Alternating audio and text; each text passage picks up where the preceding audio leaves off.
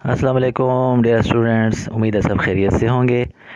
آج ہم پھر علامہ اقبال کے دو مشہور اشعار کے ساتھ آپ کے سامنے حاضر ہیں۔ تو چلیں شروع کرتے ہیں۔ سب سے پہلا شعر ہے: تجھے اس قوم نے پالا ہے آغوش محبت میں، کچل ڈالا تھا جس نے پاؤں میں تاج سردارا۔ ڈاکٹر علامہ اقبال مسلمانوں کو ان کا عظیم ماضی یاد دلاتے ہوئے کہتے ہیں کہ اے جدید دور کے مسلماں، کیا تجھے علم ہے کہ تجھے کس قوم نے اپنی گود میں پروان چڑھایا ہے؟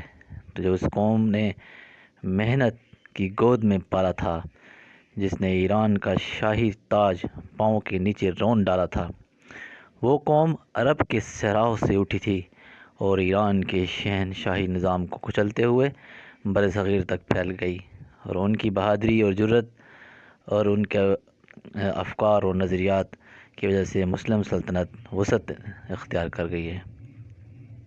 اس کے علاوہ دوسرا شعر ہے: تجھے آبا سے اپنے کوئی نسبت ہو نہیں سکتی، تجھے آبا سے اپنے کوئی نسبت ہو نہیں سکتی، کہ تو گفتار وہ کردار، تو ثابت وہ سیارہ۔